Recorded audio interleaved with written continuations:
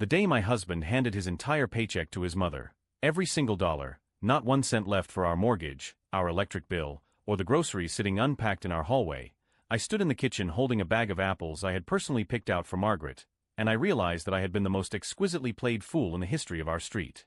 What made it beautiful in its cruelty was the timing. He had just watched me unload 6 bags of food onto his mother's kitchen table. He had smiled, kissed my cheek, and said, "You're so good to her, baby." Then he drove to the bank on the way home and transferred his paycheck, all $4,200 of it, directly into an account I had never heard of. I didn't find out until 3 weeks later, when the mortgage company called. But by the time I found out, I had already missed the real clue. It happened right there in Margaret's kitchen, with the apples still in my hand. Let me take you back to the beginning, because the beginning matters, and because I need you to understand exactly who I thought we were before I understood who we actually were. My name is Claire Hensley, and until about 14 months ago, I would have described my marriage as solid. Not perfect, nobody's marriage is perfect, but solid in the way that a well-made table is solid. You could put weight on it and it held. Daniel and I had been together for 6 years, married for 4. We met at a mutual friend's birthday party where he spent 40 minutes explaining the migratory patterns of monarch butterflies to me, and somehow made it the most interesting conversation I'd had all year. He was smart that way. Earnest and careful and genuinely curious about the world. He was also deeply, profoundly devoted to his mother, which was something I admired. I had lost my own mother to cancer when I was 22, and a man who called his mom every single day without fail struck me as someone worth keeping. We lived in a 2-bedroom house in a suburb of Columbus, Ohio, the kind of neighborhood where people wave from their driveways and leave zucchini from their gardens on your doorstep in August. Our street was lined with oak trees so old and thick that in summer the whole road went green tunnel dark, and I loved that, the way the light came through in pieces. We bought the house together 3 years earlier, stretching ourselves thin to do it, combining Daniel's salary from his job as a regional sales manager and my income from my work as a medical billing coordinator. We were comfortable, not rich.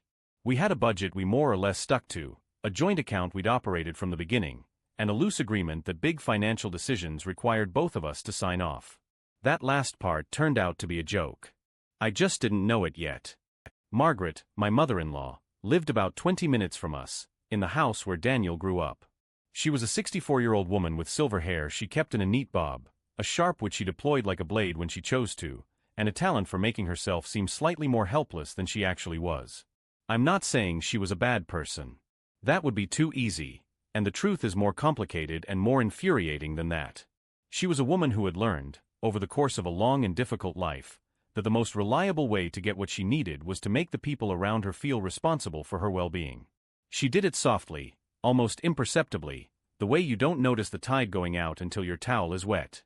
When Daniel's father left, Daniel was 15, Margaret had picked herself up, worked 2 jobs, put Daniel through college with loans she took out in her own name, and generally committed herself to being the kind of self-sacrificing mother that a son never fully gets out from under.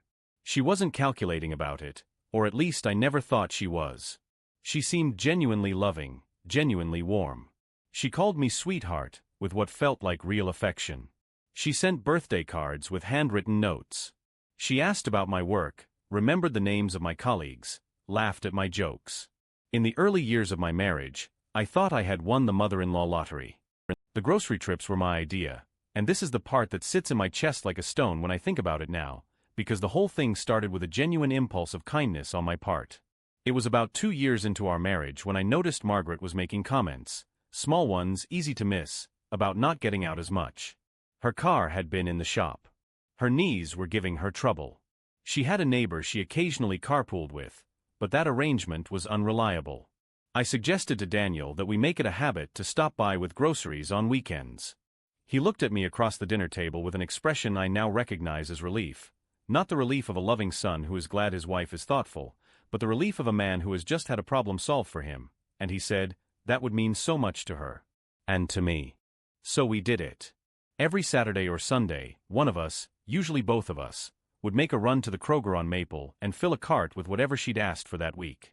Milk, bread, the particular brand of orange juice that she liked, fresh fruit because she had high cholesterol and her doctor had told her to eat more fruit, the low-sodium soup she preferred, paper towels, occasionally shampoo or hand cream or some other personal item she mentioned needing.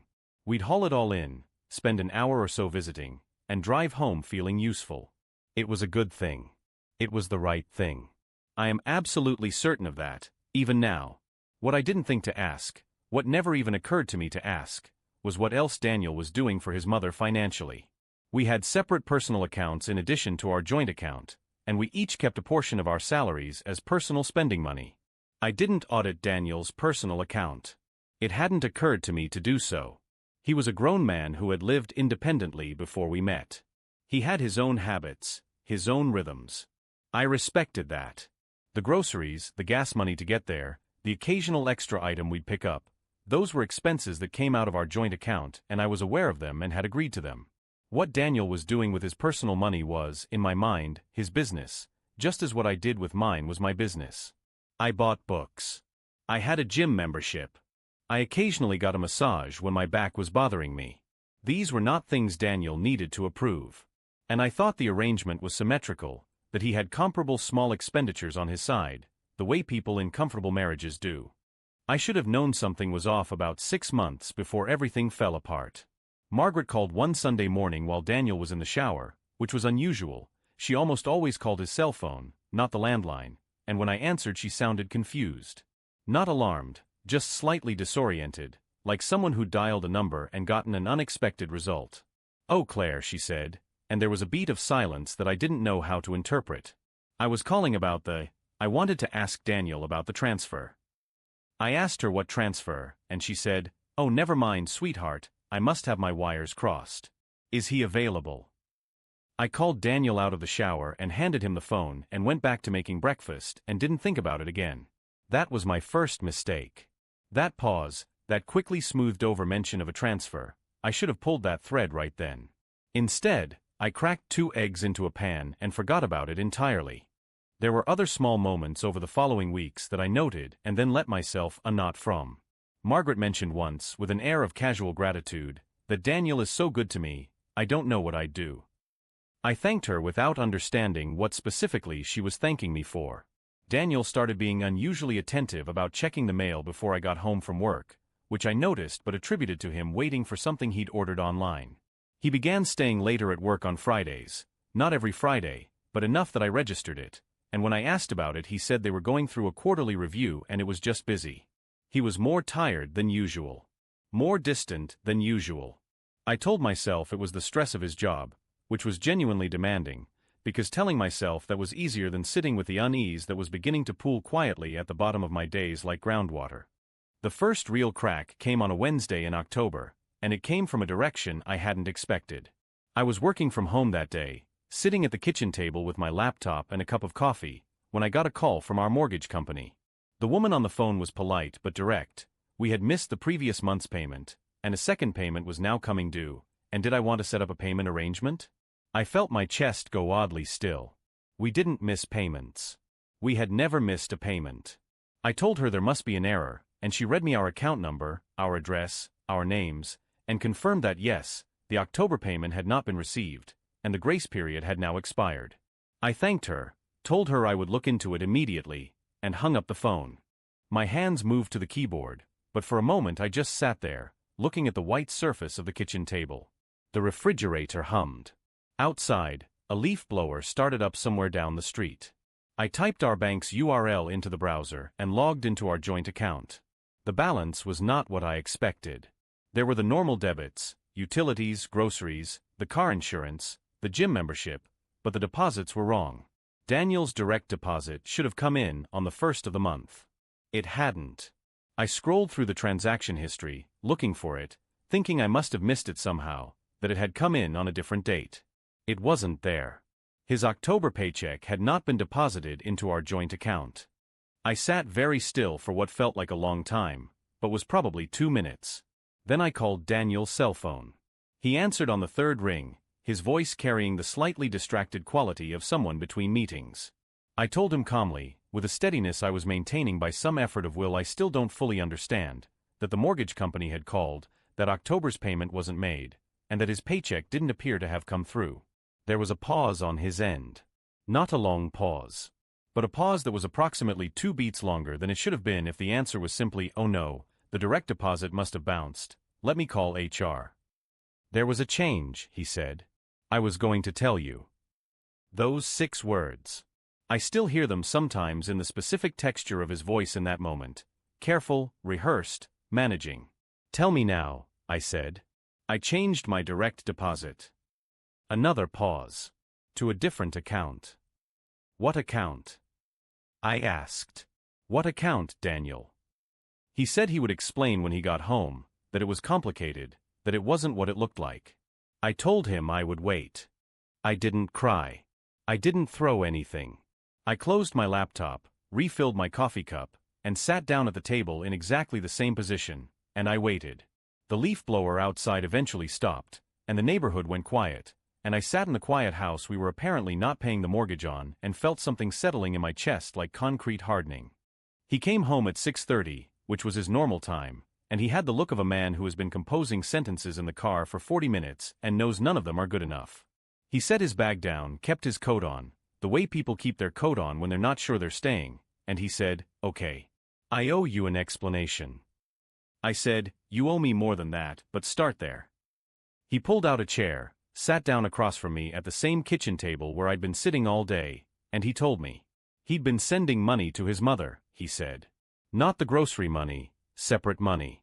His personal spending money, at first, but then more than that.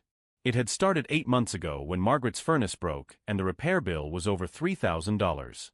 He'd paid for it himself, out of his personal account, not wanting to burden our household budget.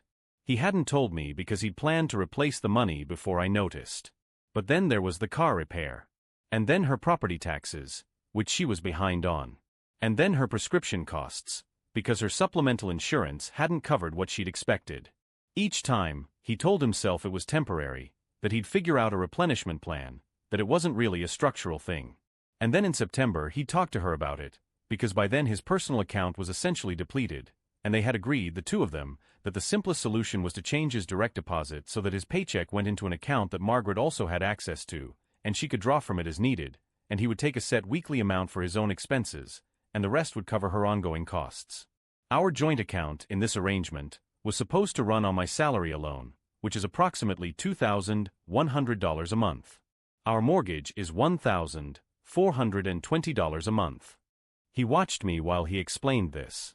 I watched him back. When he was done I said, "So you gave your mother your entire salary, and you expected me to pay our mortgage with mine." He said, "I was going to explain it, I just needed to find the right moment." I said, "The right moment would have been before you did it." He said he knew he was sorry. His voice was genuine in its apology, in that way that a person's voice can be genuine while the thing they did remains what it was. I asked him how much had gone to his mother in total, over the 8 months. He looked at the table. He told me he wasn't sure of the exact figure. I told him to get sure. He said approximately $18,000. The coffee went bitter in the back of my throat, a heat that wasn't warmth, and I pushed the mug away from me. $18,000. That was the number I sat with that night, after Daniel had apologized 6 more times and gone to bed, leaving me alone at the kitchen table in the dark. $18,000, over 8 months, while I carried grocery bags up Margaret's front steps every weekend. While I picked out oranges because she liked the kind with the thin skin, the easy peel ones. While I stood in her kitchen and listened to her tell me what a good daughter-in-law I was. I pressed the heel of my hand hard against my sternum, where something had taken up residence that felt less like grief and more like the specific exhausted fury of someone who has been generous in the wrong direction. The apple. I thought about the apples, the bag I'd been holding in her kitchen just weeks ago, and something in my mind clicked into a new and unfamiliar position. But I still didn't know the worst of it. Not yet. The worst came 9 days later, and it came with paperwork. I had started quietly to look at things more carefully. I am good with numbers. My job requires precision, attention to billing codes and explanation of benefits documents, and the kind of detail work that makes other people's eyes glaze over. I'd requested a copy of the account statements from Daniel's personal account going back a year, telling him I needed them for tax purposes, which was true enough to not qualify as a lie. I sat with those statements on a Saturday afternoon while Daniel was out doing yard work and Margaret's name appeared in them like a drumbeat. Wire transfer. Wire transfer. Wire transfer. The amounts varied, $800 here, $1,200 there, a $3,000 payment to a roofing company with Margaret's address in the memo line, a $1,500 direct payment to her property tax account. I tracked it all into a spreadsheet with the focused calm of someone doing work they don't want to be doing but have decided to finish. 18,000 was not quite right. The actual total, when I had accounted for every transaction, was $22,415. I was on the last page of the most recent statement when I saw it. A charge I didn't recognize, not a transfer to Margaret, but a wire to an entity called Clearview Property Solutions, LLC, in the amount of $9,000. The date was 6 weeks ago. I stared at it for longer than a stare usually lasts, and then I looked it up. Clearview Property Solutions, LLC, was a company registered in the state of Ohio. I went to the Ohio Secretary of State's business lookup tool, which is public record, and searched the name. The registered agent was listed as Margaret and Hensley. My mother-in-law. The woman whose groceries I bought every weekend was the registered agent of an LLC that had just received $9,000 from my husband's account. I closed the laptop. I pressed both palms flat on the surface of the desk. The room was very quiet. I could hear Daniel outside, the scrape of the rake against the driveway. I could hear my own breathing. My vision felt slightly too bright at the edges, and I made myself breathe slowly, in through the nose, out through the mouth, the way you do when your body is preparing for something and your brain needs to catch up. I sat there for 3, maybe 4 minutes, just breathing, before I allowed myself to open the laptop again and look at the screen. A property company. Margaret had a property company. And my husband had sent $9,000 to it. 6 weeks ago, around the same time he'd changed his direct deposit, around the same time he and his mother had made their little arrangement. I pulled up the county auditor's website and searched Margaret's address. The property appeared as she'd always described it, a modest 3-bedroom in her neighborhood, assessed value around $200,000, no liens, no outstanding taxes, owned by Margaret A. Hensley. Then I searched for Clearview Property Solutions, LLC. It owned 3 properties. All in the same zip code. All within 10 minutes of our house. All purchased in the last 14 months. The most recent acquisition had a purchase price listed at $130,000. I read that number twice. Then I went back to the statements and added up every transfer to Margaret and Clearview combined. I needed a glass of water badly, and I didn't get up to get it. I thought about the call she'd made to the landline, 6 months ago. The transfer. She'd said the transfer. I had handed Daniel the phone and gone back to my eggs. I thought about his relief when I'd suggested the grocery runs. How quickly he'd said yes, how warm his gratitude had been. I thought about the comment Margaret had made, "Daniel is so good to me," and how proud I'd been, reflected in that, of the marriage we were building. I thought about the Friday nights he'd stayed late, which probably weren't quarterly reviews at all. I thought about the mail. And I picked up my phone and called my sister. Renata answered on the second ring the way she always does, like she's been waiting for the call. She's 3 years older than me, a paralegal in a family law firm, and the most practically intelligent person I have ever known. "Hey," I said. And then I didn't say anything for a moment. "Claire," she said, and her voice changed. "What's wrong?" It wasn't a question, quite. I said, "I need to talk to you." Not on the phone. She said, "I can be there in 30 minutes. I looked out the window at Daniel raking leaves in our front yard, his back to the house, doing the work of a man who lives here, and I said, "Come to my office Monday morning instead. And Renata, don't say anything to your husband tonight, please." She said, "How bad?" I said, "I don't know yet. Bad enough that I'm not crying, which you know means it's very bad." She said, "I'll be there at 9. I put the phone down and I went outside and I stood on the porch and I watched Daniel rake for a moment. He looked up, saw me, gave me the smile of a man with no current awareness that his wife has just been sitting inside for 2 hours dismantling everything he thought he'd hidden. "Hey," he said. "Almost done out here. Want to order Thai tonight?" I said sure. I went back inside. I ordered the Thai food. We ate at the kitchen table, and I asked him about his day, and he told me about a client call that had gone well. And I listened, and I passed him the spring rolls, and I thought, you have $4,200 a month that should be in our joint account and has instead been funding an LLC your mother set up. Tell me about the client call. Tell me about anything you want. We ordered Thai food and I smiled at my husband and I knew something had ended, even if it wouldn't look that way for a few more days.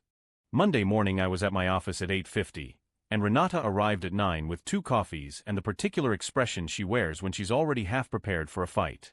She sat down across my desk and I pushed the printed spreadsheet across to her. I watched her face as she read.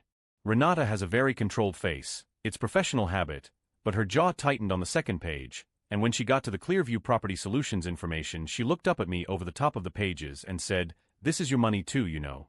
Your joint account feeds both of yours, and a change in his direct deposit without your knowledge or consent is," she paused. "Does he know you know?" "Not yet," I said. She nodded, set the pages down, picked up her coffee. "You need a consultation with a family attorney."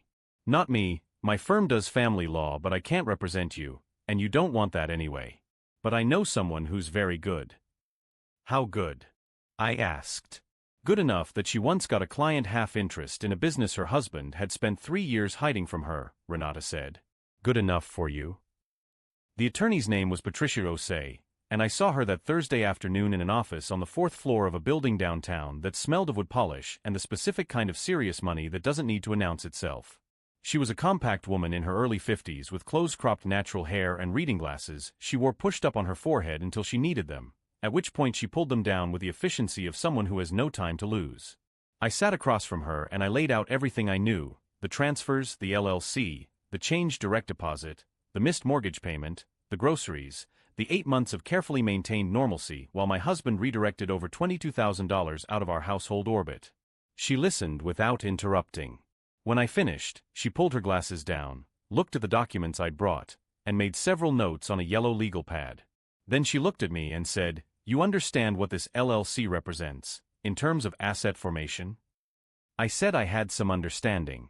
She said, 3 properties, purchased over 14 months, at least partially funded by income and assets from your marital estate. Under Ohio law, assets accumulated during a marriage are marital assets, regardless of whose name they're in. This LLC, and what's in it, may be substantially marital property. I said, "Even though it's in her name?" "Even though," she said. "The funding is traceable. Traceability is everything." I asked what I should do. She took off her reading glasses and tapped them gently against the legal pad. "Right now," she said, "nothing. You come back to me after I've reviewed everything, and then we decide how to proceed. But in the meantime, document everything you have, keep your behavior unchanged, don't tip him off, and for God's sake, don't move money." I said I understood. She said, "One more thing. How are you doing?" I thought about it honestly. "I'm angry," I said. "Good," she said, without any inflection at all. "Anger is useful. Keep it close." I drove home that evening and sat in the driveway for 6 minutes before going inside. Daniel was in the kitchen making pasta. The house smelled like garlic and olive oil. He handed me a glass of red wine when I came in and said he hoped my day had been okay. I said it had been fine.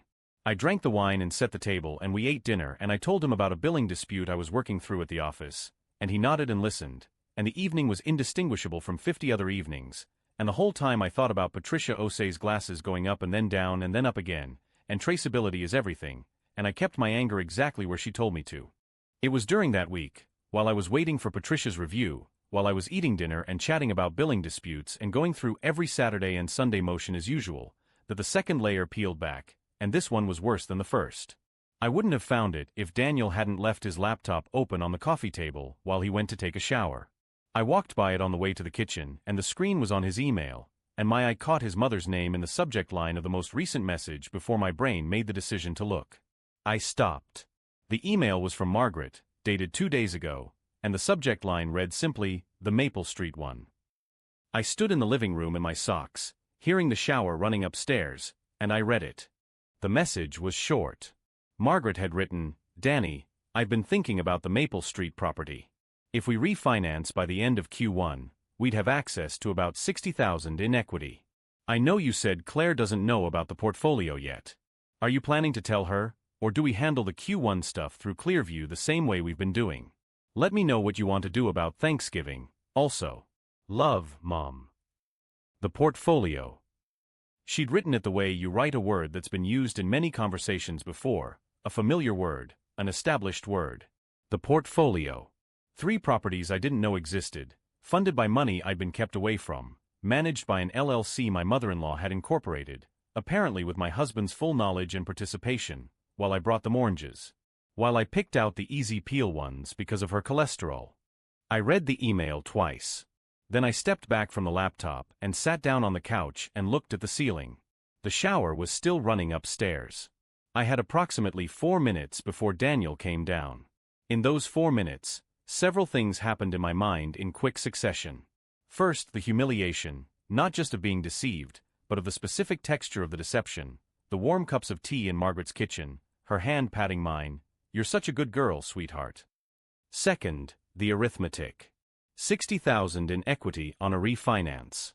3 properties. Whatever those properties were collectively worth. The money that had been moving out of our financial life for 8 months, quietly and systematically, not because Margaret needed her furnace fixed, but because they were building something. They were building something together, and I was not in it, except as the woman who covered the grocery bill and kept the domestic life running smoothly enough that Daniel had the mental bandwidth to run a real estate portfolio with his mother on the side. Third, the thing that had been itching at the back of my mind for days suddenly named itself. They had been doing this for 14 months. The transfers had started 8 months ago, from the statements I'd seen. But the LLC had been active for 14 months. That meant there had been a period where the money was coming from somewhere I hadn't found yet. The shower stopped. I heard the creak of the pipes. I was back in the kitchen when Daniel came downstairs, and my face was doing exactly what I needed it to do, which was nothing at all. I called Patricia the next morning. She already knew about the LLC's property portfolio. She pulled the county records herself as part of her review, but the email was new, and when I described it to her over the phone, she made a sound that I can only describe as thoughtful satisfaction, the sound of a person who has just seen a hand of cards improve. "Forward it to me if you can access it again," she said. "And Claire, I found something else." She told me she'd gotten a financial investigator involved on her end, someone she worked with regularly on asset discovery cases. He'd found a fourth entity, not a property but a brokerage account, opened 18 months ago, in which stocks and ETFs had been accumulating steadily. The account was in Daniel's name with Margaret listed as a beneficiary. The current value was just over $41,000. Where did that money come from? I asked, though I already knew the shape of the answer. Patricia said, "That's what we're establishing now. The investigator can trace the fund sources. If they originate from income generated during your marriage, we have a very strong claim that those assets belong to the marital estate." I stood in my car in the office parking lot in the November cold, watching my own breath fog the windshield, and I said, "How long has this been planned, do you think?" Patricia was quiet for a moment. "The way these things are structured," she said carefully, "it takes time. Someone with a plan doesn't open an LLC and a brokerage account in the same quarter by accident." "No," I said. "No, they don't." I drove to work and I parked and I sat in the car for a few minutes longer, looking at the building's front doors without really seeing them. 14 months. Daniel and I had been married for 4 years.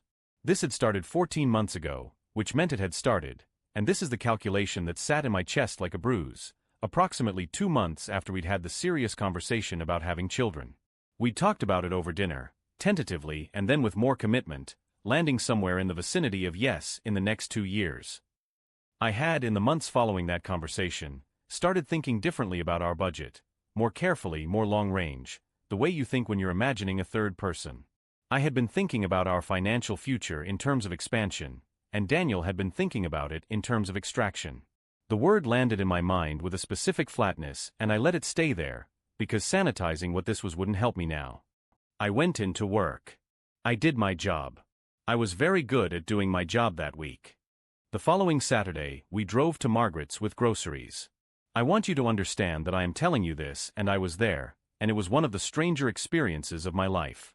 I carried bags into her kitchen, the same table with a ceramic fruit bowl in the center, and Margaret made us coffee and asked Daniel about work, and the 3 of us sat in the kitchen of this woman who had just emailed my husband about $60,000 in refinancing equity and referred to properties I didn't know I partially owned as the portfolio. I watched them talk. I looked for the frequency between them, the way you look for an FM signal when you're driving and the station starts to fade, and I found it, a particular quality of ease in how they related to financial things. When Margaret mentioned her heating bill in passing, "The furnace has been running so much this month, the bills are just terrible," and Daniel made a sympathetic sound and said he'd look into it, I watched them exchange the smallest look. Barely anything. A half-second of mutual reference. I was supposed to take that at face value, file it under devoted son and worried mother, and I had been doing so for as long as I'd been bringing groceries through this door. I looked down at my coffee cup. I looked back up and smiled, and Margaret caught my smile and returned it warmly, and I thought, I wonder if she thinks I already know and I've accepted it. I wonder if she thinks I'm complicit. I wonder what she actually believes about me. The coffee was good. She made very good coffee. That, at least, was true. In the car on the way home, Daniel reached over and put his hand on mine on the armrest, the way he did sometimes, an easy spousal gesture, and he said, "Thank you for today. She always feels so much better after we visit." I looked at his profile and I thought, I know about the email. I know about the LLC. I know about the brokerage account. I know about 3 properties in this zip code and $41,000 in stocks and 18 months of planning. And you have your hand on mine and you're thanking me for the groceries. I said, of course. I turned and looked at the road ahead. The oak trees had lost almost all their leaves by then, and the sky was that particular Ohio November gray, flat and close, the kind of sky that sits on your shoulders. That night, I made a decision. It clarified the way decisions sometimes do, not as a choice so much as a recognition that the choice had already been made and what remained was timing and execution. I was not going to leave quietly. I was not going to accept some partial acknowledgement and a payment plan for back-owed joint funds. I was not going to be the woman who was brought off with an apology and a promise to be more open about finances in the future, while $41,000 in stocks and 3 investment properties and whatever was in Clearview Property Solutions remained standing. I was going to blow the whole thing up. The question was how, and when, and in what order. I called Patricia from my car the next morning, before going inside the office. She picked up immediately. She was one of those people who treated early morning calls as entirely normal, and I told her I was ready to move forward. She said she'd been waiting for that, and that her investigator had finished his preliminary report, and I should come in. I went in that afternoon, and Patricia spread the investigator's report on her desk between us, and we went through it together page by page. The paper was heavy, good quality, the kind of paper that cost money to print on, and the numbers on it were neat and specific and specifically damning. The brokerage account's initial funding had been traced to 3 large transfers from Daniel's personal account in the months before the account statements I'd requested. Those transfers totaled just over $18,000, which meant the money that had seeded the brokerage account predated even the transfer pattern I'd originally identified. He had been routing money for longer than I'd found, and the trail went back far enough that Patricia said carefully, "This suggests a pattern of asset concealment that began significantly before the most recent actions." She showed me the Clearview property deeds, the purchase prices, the dates. She showed me the mortgage on one of the properties, taken out in the LLC's name, with Daniel listed as a personal guarantor. She showed me the equity in 2 of the 3 properties, which together exceeded $200,000. She showed me the brokerage account, now at $43,000 and some change because the market had been reasonably good that quarter. She showed me all of it laid out in a narrative that had a clear and coherent shape. 2 people who had decided, approximately 14 months ago, to build a separate financial life outside my knowledge or consent, using income from our marital estate, while I maintained the house, paid my portion of the bills, and brought groceries. "What do we do first?" I asked. Patricia took off her glasses. "First," she said, "we send a letter." The letter went to Daniel's attorney. She'd had someone research whether he had one, and he didn't, so it went to him directly, on a Thursday, 2 weeks after my decision to move forward. It was a formal notice of marital asset claim, attached to a list of the accounts, properties, and entities at issue, and it included a request for full financial disclosure within 30 days. It also included a notice that we were filing for legal separation, which allowed us to freeze the marital estate pending resolution. I did not tell Daniel it was coming. He called me at work the morning after he received it, and I could hear in the first syllable of my name the way the air had gone out of everything for him. "Claire," he said, and it was just that, my name, with about 3 years of things unsaid behind it. "I got a letter." I said, "I know." He said, "I want to talk to you. In person. Tonight." I said, "You can come to the house. I'll be home at 6. He said, "Are you?" and then he stopped. "I'll be there," he said. He was there at 6:15. He sat at the kitchen table in his coat again, the coat as uncertainty gesture that I recognized now and found exhausting. He had the letter in his hand, though he'd clearly read it many times already. The fold lines were soft from handling. He put it on the table and he looked at me across it, and he said, "How long have you known?" I said, "Long enough." He said, "The Clearview thing, I know how it looks. It was never supposed to come out of our money the way it did." I said, "But it did." He said, "My mother needed help. Her retirement savings were basically nothing, and he stopped. He tried again. I was trying to set something up for her. Something that would be stable." I said, "With our money?" He said, "With mine." I said, "Your paycheck is part of our marital income, Daniel. When you changed your direct deposit without telling me, you unilaterally diverted marital income into a scheme I had no knowledge of. That's not yours. That's ours. And $43,000 in a brokerage account you opened 18 months ago, seeded with transfers before I even knew there was a problem, that's not yours either." He was quiet. He had the expression of a man who has been preparing a defense and has watched it dismantle in front of him faster than he expected. "I was going to tell you," he said. "Eventually." I said, "You used that line already." He said, "Claire, I love you. I don't want this to be, I need you to go stay somewhere else," I said. "While this is being sorted out. I'll have Patricia's office reach out to you about the process." He stared at me. "You hired an attorney. Did you think I wouldn't?" He opened his mouth and closed it. His hands were flat on the table, very still. "Where am I supposed to go?" he said. "Your mother has 3 investment properties," I said. "I'm sure she can accommodate you." He left that night. He packed a bag, 2 bags, and he left. The front door closed behind him and I stood in the hallway, listening to the sound of his car backing out of the driveway, and then the neighborhood went quiet, and I stood there in the quiet for a very long time. I was not triumphant. I was not relieved, exactly, though relief was part of it. I was something more like hollowed, the way you feel after a long illness when the fever finally breaks and you're not well yet, just empty and strange and rawly honest with yourself. I had loved this man. I had picked out easy peel oranges every Saturday with genuine affection for his mother, whom I had believed to be a good and slightly helpless woman who needed her family around her. I had built our life here with care and investment and the sincere expectation that we were building it together. The life was still here, the house, the furniture, the kitchen table with the coffee ring from that first night, the oak trees going bare outside, but the thing that had given it meaning had turned out to be something other than what I'd understood. That wasn't a small loss.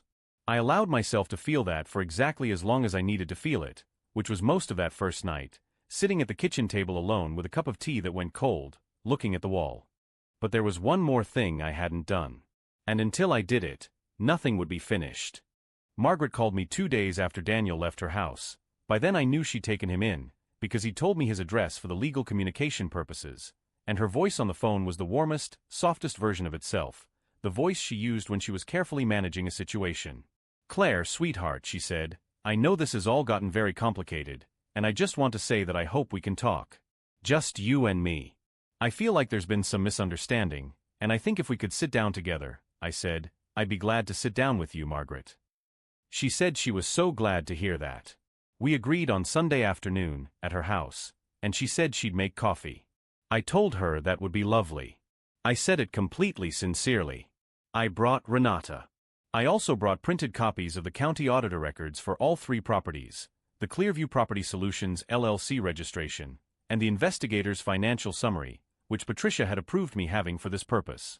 I brought them in a manila folder tucked under my arm, and I rang Margaret's doorbell at 2 o'clock on a Sunday afternoon, which is the same time Daniel and I had always arrived with the groceries. Renata stood beside me in her good coat, quiet and ready. Margaret opened the door in the cashmere sweater she wore when she wanted to appear comfortable and unthreatening. She looked at Renata with a flicker of something, surprise perhaps or recalibration, and then her face reset into warmth. Come in," she said. "Renata, what a nice surprise. I'll get another cup." The kitchen smelled like fresh coffee and something baked. Margaret had made coffee cake, the kind from a box mix, still in the pan on the counter. She was doing the whole thing. The warm kitchen, the baked good, the cashmere sweater. I almost admired it.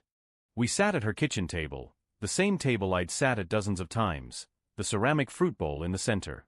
Margaret poured coffee, cut the cake, put put a piece in front of me on a small plate. She was gracious and unhurried, and she said, "I'm glad you came, Claire. I've been so worried about you." I said, "I'm sure you have." She looked at me for a brief moment with something that might have been an attempt to determine how much I knew. Then she said, "I want to explain some things to you. I think Daniel should have been more upfront, and I told him that. This whole business was really meant to be a good thing, for the family, for everyone. He was trying to build something that would benefit both of you eventually." I said, "Tell me about Clearview Property Solutions." The warmth didn't leave her face so much as reorganize itself. "That's just a business entity," she said. "For tax purposes. Very standard."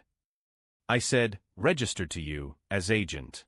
Holding 3 properties, purchased over the last 14 months, partially financed with money from my husband's income and personal accounts. Is that the standard you mean?" She wrapped both hands around her coffee cup. "The money Daniel contributed was his contribution," she said. "To help his mother. That's what children do." "Children help their parents," I said, "not fund investment portfolios without telling their spouses. Those are different things." She looked at Renata.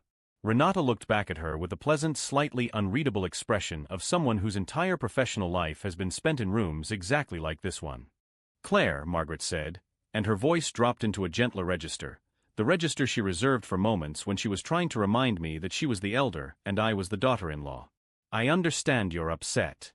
But this was never about hurting you. Daniel loves you. I love you. We're family." There it was. The phrase I'd been waiting for. We're family.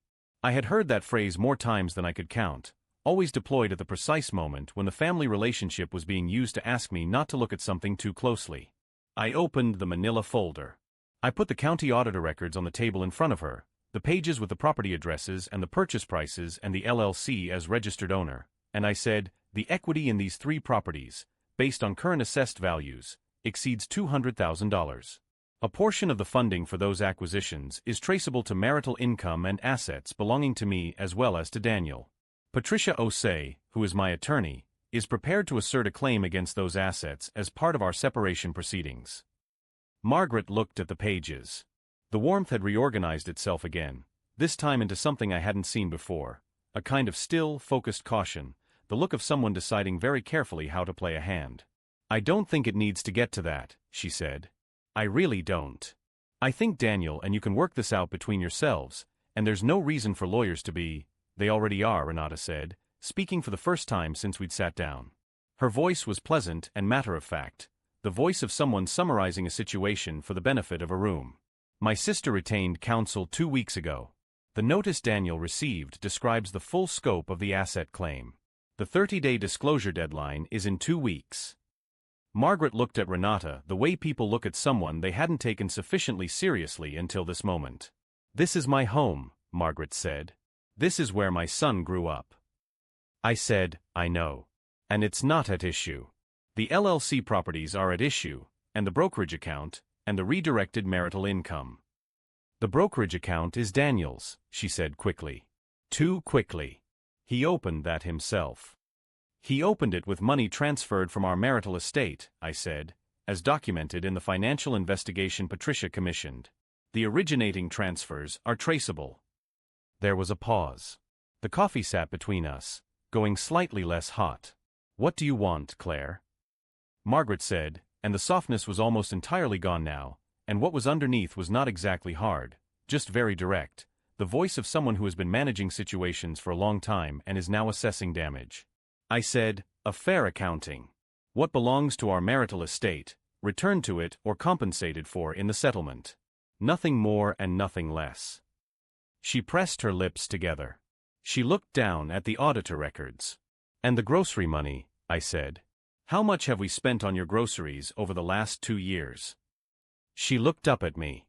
I said, "I've calculated it, because I'm a billing coordinator and calculating things is what I do. With the average weekly spend and the gas and the specific items, the orange juice, the low-sodium soup, over 2 years of weekend trips, it comes to approximately $6,300. That'll stay off the table. That was given freely, and I'm not asking for it back." She blinked. She clearly hadn't anticipated that specific number. I'm telling you, I continued, because I want you to understand that I know what was given freely and I know what was taken. And I am no longer confused about which is which. Renata put her hand briefly on top of mine on the table and then withdrew it. Margaret said nothing for a moment. Then she said, "I'll have someone call Patricia's office." I said, "That would be appropriate." We finished our coffee. I did not have any of the cake. When we stood to leave, Margaret walked us to the door in her cashmere sweater, and she held the door and said, in a voice that was careful and quiet, "Claire, for what it's worth, I do care about you." I looked at her for a moment. I thought about all the Saturdays. I thought about the easy peel oranges I'd selected because of her cholesterol. I thought about the email she'd sent with the portfolio, written like a familiar word. I said, "I know you do, Margaret. In the way you're able to." Then Renata and I walked to the car. The legal process took 4 months.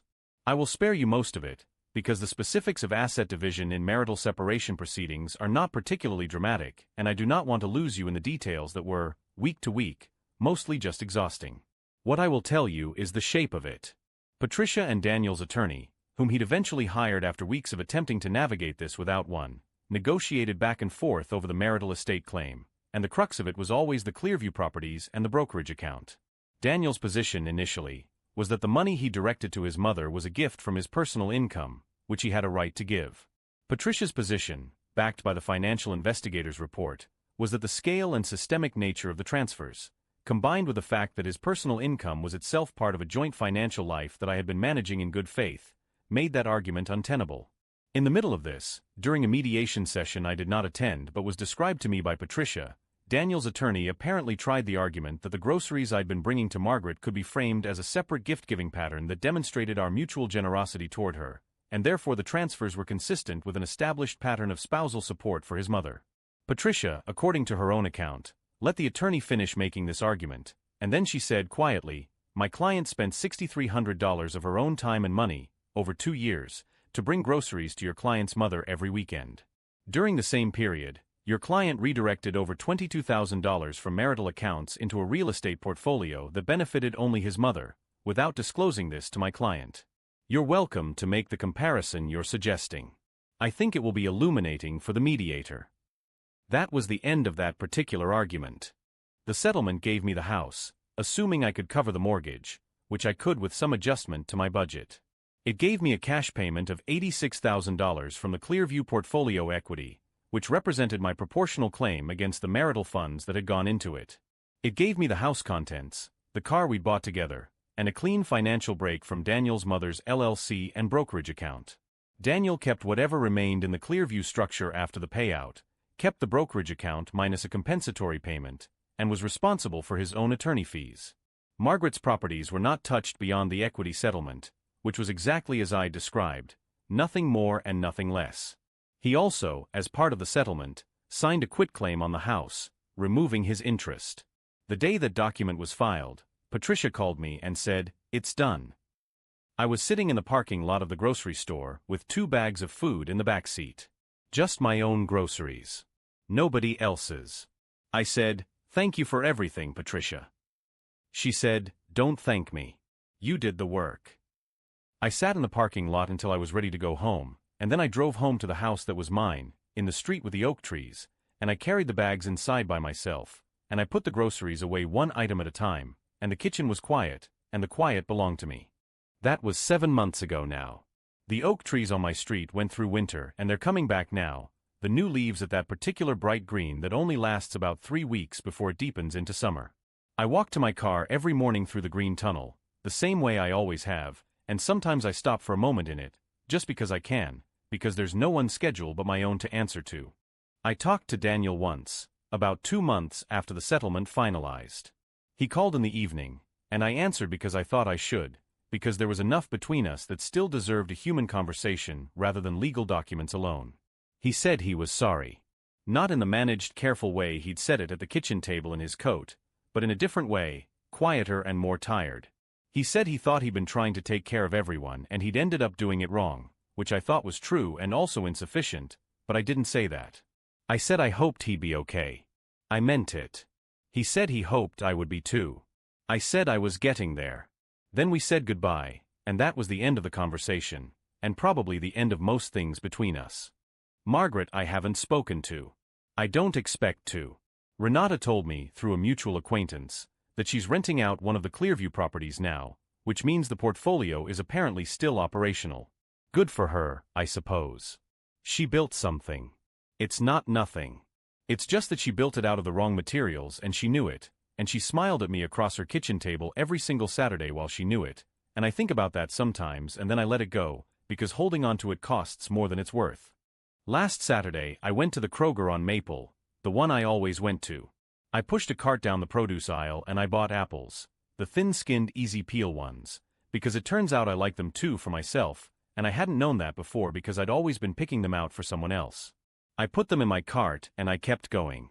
I bought what I needed and nothing I didn't, and I brought it home and stocked my refrigerator, and I made coffee, and I sat at the kitchen table with a cup I didn't have to share with anyone I didn't want to share it with, and the morning light came through the window at the same angle it always has, and the house was mine, and the quiet was mine, and the coffee was very good, and for the first time in a longer time than I care to calculate. It didn't taste like anything except what it was.